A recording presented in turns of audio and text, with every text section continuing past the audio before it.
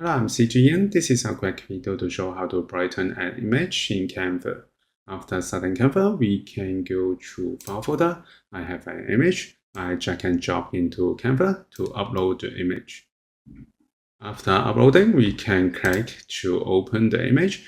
I go to Open in Editor. Next, we can select the image and go to Edit, and then we can find Adjust.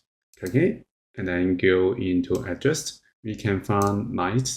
We can increase the brightness, and also we can go to Shadows to increase its values.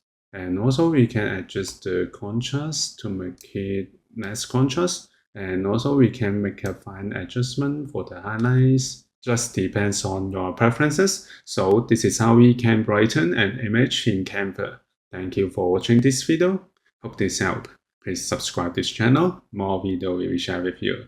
I'm CG Yan. See you in the next video.